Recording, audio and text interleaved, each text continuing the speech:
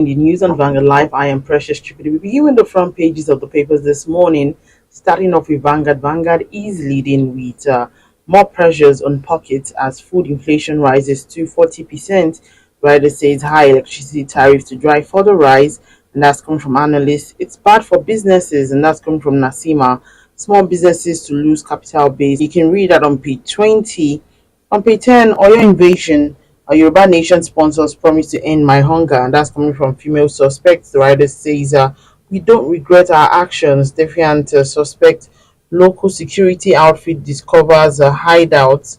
Makinde hails security agencies for peace in Oyo. Invasion is treasonable, and that's coming from Oyo government. Treat invaders as copists. YCE tells the federal government it's an act of treason. That's coming from Bode George as MKO's son blasts Onitiri Abiola for invasion. Illegal traffic enforcement. Miscreants take over Lagos Road. Nigeria grow oil reserves to 37.5 billion barrels. Western nation urge restraint as Israel war cabinet meets a second time in less than 24 hours. Chibok, 1,680 more Nigerian school children abducted in 10 years, and that's coming from UNICEF. Stories above. Federal government still subsidizing petrol in trillions of naira, and that's coming from ex-governor El-Rufai. Okwama, army lacks power to deny Oivori journalists access, and that's coming from Delta stakeholders and Falano. On why electricity power system collapsed 4 times in 2024.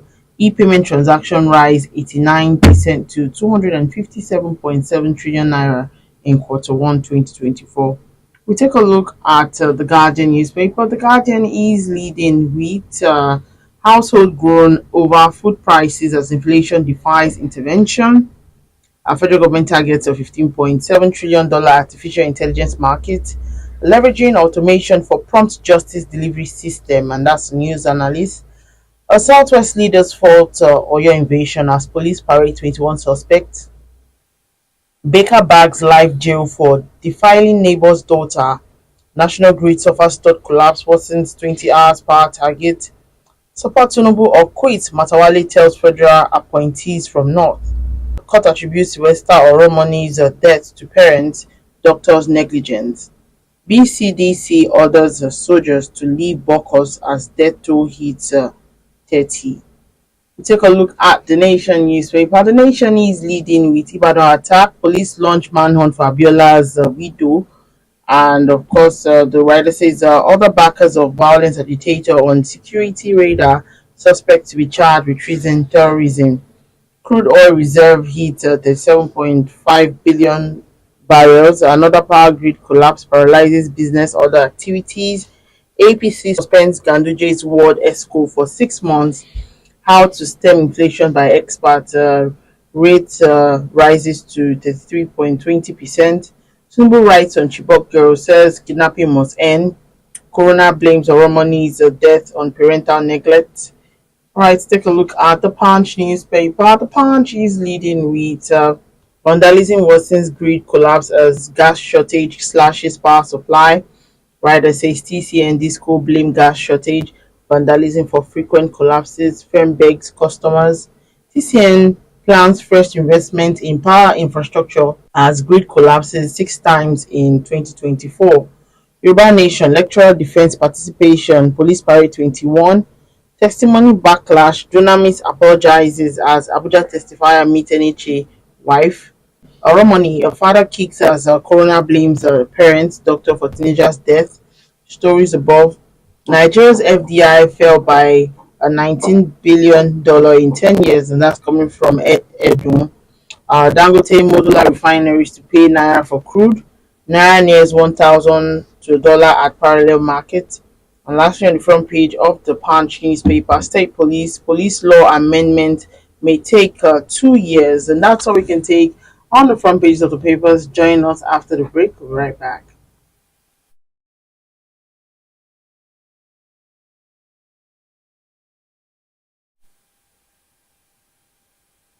Welcome back. If you're just joining me still today in the news on Vanguard Live, I am Precious Tripoli. Joining me to talk about some of the stories on the front pages of the papers this morning is Mr. Dayo Akintobi, publisher of the page today, Lekki today, and Ikeja today. It's good to have you join me this morning. It's always a pleasure to be here. Good morning to all our viewers. All right, let's delve in. And of course, it's inflation in all the papers. And Nigeria has recorded an unprecedented food inflation rate of 40% in March 2024. And of course, this would obviously put more pressures on purchasing power of, the average Nigerian. What's your take on, these new developments? Well, the Nigeria Bureau of Statistics, which is the official organ that measures these type of factors, they came out with their monthly report yesterday, which shows that headline inflation is up to about 32-33%. Then food inflation is up to 40%. They're not telling us what we don't know because we go to the market every day and we see the prices. I mean, just this past weekend, my wife went to the market and a paint container of gari, which she bought last Sunday for 3,000, was 3,500. You know, the paint container that they used to measure was up to 3,500. Just one Sunday to one Sunday is up by 500 naira. So everyday Nigerians see it. We don't need to wait to get the statistics officially from the government before we realize the pinch on our pocketbooks. Now, of course, what is making this one create a lot more furor is the fact that when this inflation thing started, a lot of the blame was put on the fact that the naira to the dollar was quite high. So the expectation now is that now that the naira is strengthening against the dollar, prices will go down. But instead of going down, they're going up. So everybody's asking what's really going on? What is behind this? Because we don't understand the economics. If the prices went up because dollar was high against the naira, then we would expect that when naira is improving in strength, prices should go down. A lot of people are saying that it's price gouging in the marketplace, is greedy entrepreneurs who are just taking advantage of the situation. There are others who are saying, well, look, the fundamentals are still weak. At the end of the day, we are still not producing anything. We are still importing everything. So no matter how you look at it, even if the government is trying to defend the naira, at the end of the day, we are still importing much more than we are exporting. So our fundamentals are still weak. And then there's another school of thought that says, look, the value of your currency sinks or swims with the strength of your economy, strength or weakness of your economy. That if your economy is weak, you expect to have a strong currency. And at the moment, our economy is still struggling. So the currency cannot really improve. So unfortunately for working class Nigerians, wages are stagnant, not even stagnating, they are stagnant. So with each passing day, the money in our pocket is buying less and less and less. That's what inflation means. So what cost my wife 3,000 last Sunday, previous Sunday cost her 3,500. So her pay packet is buying her less each passing week, which just continues to put untold hardship on us. Remember already we're paying more for fuel, which means higher transport costs. We're paying more for electricity now, even though we're not seeing the electricity. We're paying more for electricity. So we're paying more for food, but our wages are stagnant. Something's got to give somewhere soon, because at the end of the day, there's a deficit. I mean, we're all deficit spending. What I mean by that is that our outgo is more than what's coming in. So something has to give somewhere soon. I know government is trying to bridge the gap through palliatives, but that whole palliative thing has more or less collapsed, because remember that after the scandal in the Humanitarian Affairs and Poverty Alleviation Ministry, that Better Edu Ministry, they suspended the social intervention programs. All the federal government programs were suspended. So for now, there's no real assistance coming to the populace. So people are having a real hard time coping. Really difficult. Of course, we know that in their projections that this will have severe impact on small businesses. Some businesses will have to close up because they cannot continue to, continue to make money or sell trade in this kind of economy and all of that. But as a country, what's the way forward? Because, like you rightly mentioned, employees are stagnated in terms of income. People can no longer afford to buy the things they used to buy, even in the market as low as even Gary, that is like a staple food for everybody. Mm-hmm. So what's the way forward for us as a country? Well, since President Tinubu removed fuel subsidy, there's been a lot more money in the government coffers, because they're not spending the 8-9 trillion that they were spending before on subsidy. So what has happened now is that the FAC monthly allocation to the states has increased. States that were getting 2-3 billion before are now getting several hundred billion. So these subnationals have a lot more money to play with. So I think that the state governments and the local governments should take a bigger role in trying to intervene in our daily lives. In the past, they've been very, very passive, mostly just going to go and get allocation, pay salaries, tie a few roads here, and there are no major life altering or life improving initiatives. But now they've got a lot more money to play with. So I think that we should begin to see state governments creating an environment that can employ people, that can improve the quality of life of people, that can deploy technology to better our lives. I think I want to see state governments going beyond just building roads and commissioning bore wells and flyovers. Let them start thinking, thinking futuristically, and start looking at things like IT, like IT incubators where they train young people to be competent in technology, where they do things like genetically modified farming, where they deploy mechanized type of farming, agriculture type things, where they start looking at how to generate renewable energy, where the states themselves start generating their own power and start working on things like solar and wind. Let the subnationals start getting more involved because they've got a lot more money now. I think that'd be a quick route to success. Then, of course, there's the old song about let's produce more locally, let's consume what we produce, let's import less, those kind of things.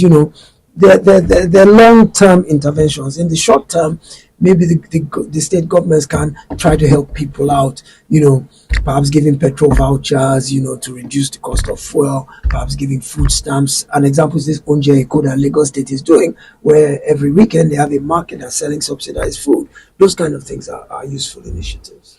All right, let's move on. What's your take on Oyo invasion? Now, one of your suspects was saying that she was promised an end to starvation in her life by the sponsors of that invasion. What's your take on that? That really made no sense to me. In fact, I dare say that was a really stupid thing to do. I don't know who could have put it into their head that this is the right way to go about trying to seek self-determination.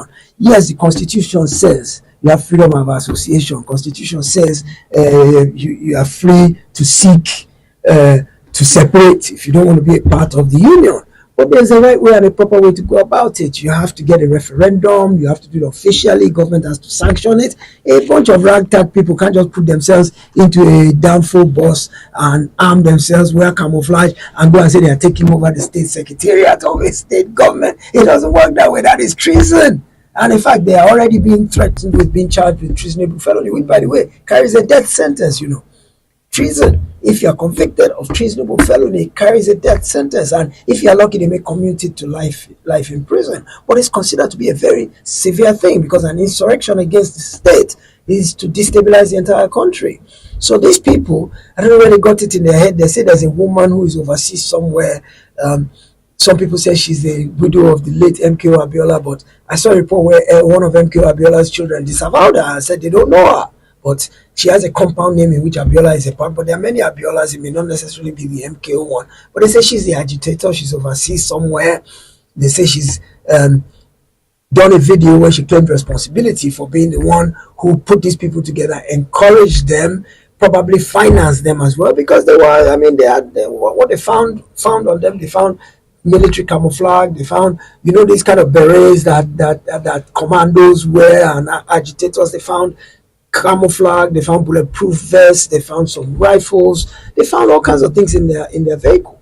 And so 20 of them have been arrested so far, but I wonder how 20 people can believe that they can walk into a place and say they are here to separate the entire Yoruba nation from Nigeria. First of all, who are these 20 people? Who authorized them to speak for all the Yoruba people, all the people in the Southwest? Who authorized them to speak? And then how about the processes? Is it a thing you think that through violence you can pick up a gun and you can go somewhere and say we're taking over government? That's tantamount to a coup. And for that, they have a lot of questions to answer. So my take on it is that they were misguided. The woman who said, she was promised an end to her hunger, she needs to have her head examined, because if she's that much of intellectually impaired that she can be easily misled like that. I mean, it's like pulling her by the nose, pulling her by the ring in her nose. And so if somebody has had to jump off a bridge because it will solve her problems, you jump off a bridge. I think that she probably needs some psychiatric evaluation if she's able to believe that 20 of them can go ahead, take over the secretariat, claim that they are seceding on behalf of the Yoruba people, and that will put an end to her hunger. So we should be careful. I've always said we as a people, as human beings, the Almighty gave us the ability to discern between right and wrong. That's why we're called intelligent beings. That's why we're superior to animals. We have the ability to reason things. So we shouldn't just hear what anybody says and just accept it. We should question things. We should interrogate things. Does this make sense? Is it feasible? Is it legal? Is it morally correct? We should ask ourselves a lot of questions about anything, even things we see on the internet, before we react, before we share, forward, repost. We should ask ourselves a lot of questions because we have the facility to be able to discern between what makes sense and what does not. This, in this particular case, did not make sense at all. All right, moving on. Former Governor El-RUFAI has said that the federal government has from day one been paying subsidy in trillions of naira. And I mean, this is no news because, from the moment the president had said that subsidy was gone, people started to, speculate and suspect that maybe government is still subsidizing the petrol. And all. What's your take on what he said? Well, remember, yes, on May 29, he did say subsidy is gone at his inauguration. But then sometime in July, perhaps July 31st, if I'm not mistaken, in a speech he gave, he said something to the effect that if this subsidy removal does not work out the way they want it to work out, government will step in rather than watch people suffer. Government will step in. So I believe that what has happened is that government behind the scenes has stepped in because it has seen that the effects of this subsidy removal, the way it was removed without, first of all, I guess the rapidity of it, the suddenness of it, and then the fact that cushioning effects were not in place prior to it being removed, it all had very heavy negative impact on the populace. Plus, remember that the whole idea was that to reduce the cost of fuel for us, we'd be refining locally, we wouldn't be importing. Well, we are still importing, and the price of crude oil in the international market is going up. So what it basically means is that the cost of refined fuel, bringing it into Nigeria, is higher. So I hear that the market value of petrol today, if we are to take it based on the current exchange rate, is about 1,000 naira per liter. But government knows that that's not sustainable for Nigerians, so it has been paying the difference to keep the pump price at about 600. That means subsidy is back, even though they've not admitted that subsidy is back. And what El-RUFAI was saying in a speech yesterday was that every succeeding government has paid more and more subsidy. Goodluck paid a certain amount. Buhari paid 8 trillion. He's now saying that the Tinubu government has spent 9 trillion so far in 2024. That, I don't doubt for a minute, is likely to be true because I know what the international price of crude oil and of refined oil is. Of course, as the naira strengthens against the dollar, we should begin to see improvements in the cost of fuel, but it won't be a wholesale drop. So I don't think that there's any lie about the fact that government is continuing to subsidize fuel. I think that it's short of a complete rollback of that whole idea of subsidy is gone. So subsidy is still removed, but government is intervening to keep the price at the current levels it is. All right, moving on, and this is the fourth time that the national grid is collapsing, and this one they attributed it to a fire outbreak at a power generation station. Now, these codes are saying that the situation was beyond their control. What's your take? We always have one excuse or the other. TCN is always saying something. If it's not a fire outbreak somewhere at some power generating station, then it's a shortage of gas supplies, it's vandalism in the Niger. There's always an excuse, but Nigerians are tired of excuses, and this one is particularly bad because it's coming just a week or two after the increase in tariff for band A customers that people are still grappling and struggling to overcome. Now, what the Electricity Act says is if you are in band A or any band you are in, if they don't supply you up to the minimum range of hours, right, they are supposed to be penalized, as they are supposed to give you a credit for the difference. So now, as I'm in band A, 225 naira, right? I didn't get 20 hours. I haven't got 20 hours for the last week. So for each day I didn't get 20 hours, they're supposed to put me back on 65 naira. But remember, I've prepared though, because I bought my credits. I've prepared. So how do I collect my credit? Because they're supposed to pay me for the days I didn't get 220. They're supposed to revert me to 65 naira. That's a difference of about 180. 180. Yesterday, for example, I only got 10 hours. No. Yesterday I didn't get anything at all. Day before I got 10 hours. So they're supposed to give me back 180 times 10 hours, because I'm supposed to be charged 65 naira for that day because I didn't get 20 hours. How do I collect my money? How do they get penalized? These are things the National Electricity Regulatory Commission needs to work out. But the bottom line is this: the truth is, power generation, supply, and distribution is highly inefficient in Nigeria, and we are the ones suffering for it. I mean, they've asked us to pay more, we started trying to pay more, but there's no power. We're paying more, there's still no power. So government needs to rework this whole power thing. I mean, if there's any government that comes into this country, into power in this country, and solves the power problem, that government will be the hero of all Nigerians for time immemorial. This thing has been an intractable problem ever since independence, and we've not been able to resolve it in 60 something odd years, and it still continues to get bad and worse each day. I mean, Nigeria is in darkness right now, and nobody's happy about it. All right, some experts have, blamed the inconsistent foreign exchange, shortage of gas, as well as TCN incapacity to challenge into challenges in drop of, in generation.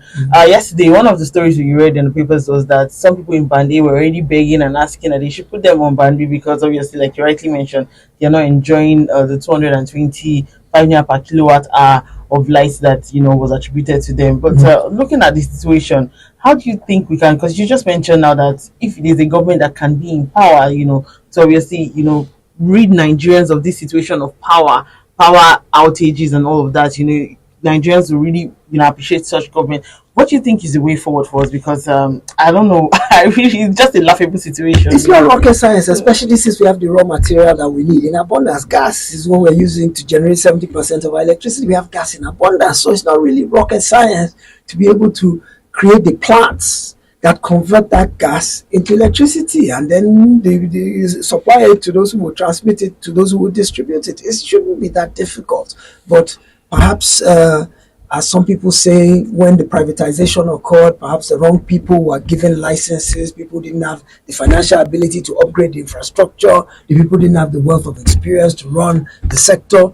Perhaps it was a cronyism thing. I gave license to my friend so he can make money and things. So perhaps the foundation is wrong, and it needs to be broken down and rebuilt from the ground up. Maybe they should relook at that whole privatization thing that happened under, I think, the Goodluck Jonathan administration, is who privatized the PHCN at that time. Maybe it should be looked at again, because it shouldn't be that difficult, really, to be able to provide. I mean, 200 million people.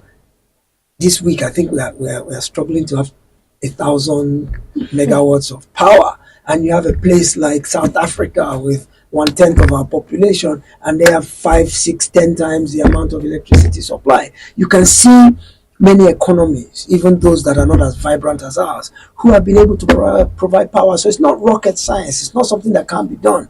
But of course, there's conspiracy theories that the generator suppliers, the diesel suppliers, they are all colluding to thwart the efforts of government to provide power, that the generator merchants are so entrenched and so powerful, the diesel suppliers, those who do maintenance of generators, that they are a cabal, and that they're all working together to frustrate government efforts. And they've been doing it since Obasanjo's time in 1999. They've been trying to stymie the efforts of government. Well, if government knows who these people are, they should call them out and take them to task. And because 200 million people should not be suffering on account of maybe 1,000 people who are benefiting. That's not fair. It's not right.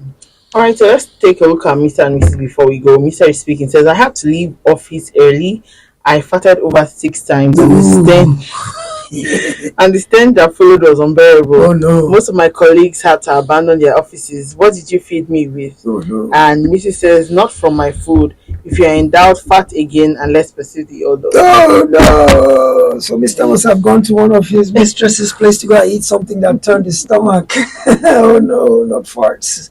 All right, thank you so much, Mr. Daya Akinto. We publisher will look at you today, Lekki today, and Kejase. Thank you for sharing your thought with us this morning. Pleasure is all mine. Also, remember that you can equally like, share, and subscribe on all our social media platforms showing on your screen. To find out today's stories, go to our website www.vanguardindia.com. I am Precious Tripoli. Thank you for watching.